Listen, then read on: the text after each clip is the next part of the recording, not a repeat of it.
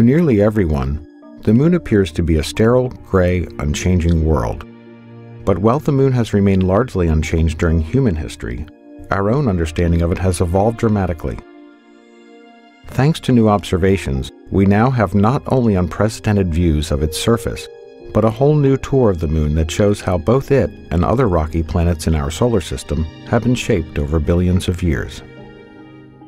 We'll start with one of the largest impacts, Oriental Basin, a feature that's as wide as the distance from New York City to Cincinnati. Using new elevation measurements, we can clearly see the effects of what is likely the last giant impact event in lunar history, with its outer mountain rings rising many kilometers above the lowest points inside the crater. The interiors of some craters in the Moon's polar regions, like Shackleton, haven't seen sunlight in over 2 billion years.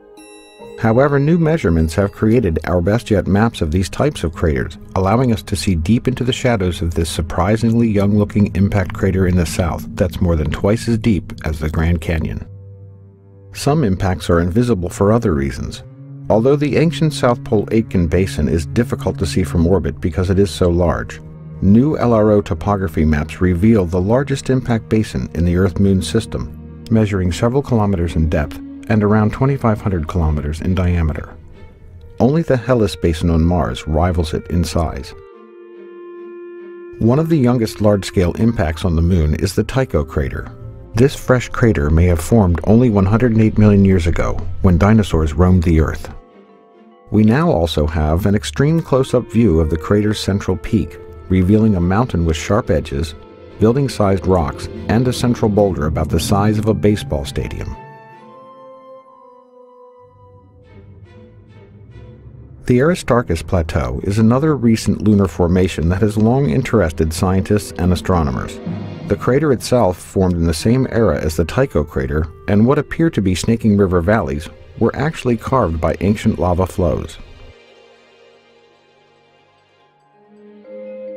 Next, we arrive at Mare Serenitatis on the near side of the Moon. In December of 1972, the crew of Apollo 17 landed in the Taurus Littrow Valley, marking the last time humans have visited the surface of the Moon.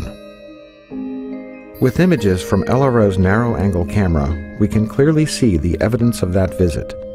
In this image, you can easily see the base of the lunar lander, along with the lunar rover, parked far from the blastoff zone.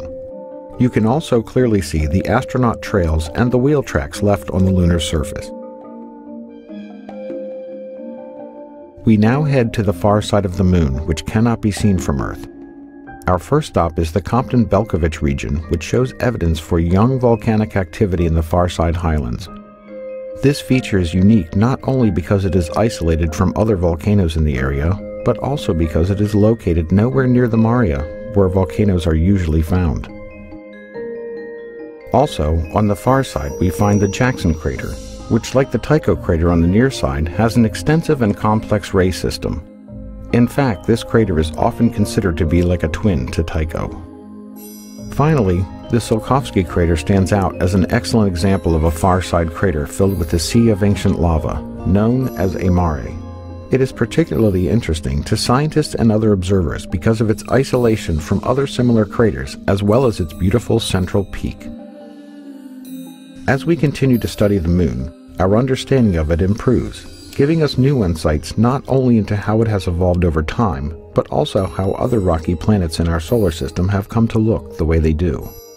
With new missions, new instruments, and new technologies, we will continue to improve our knowledge of the Moon and better understand the history of our solar system.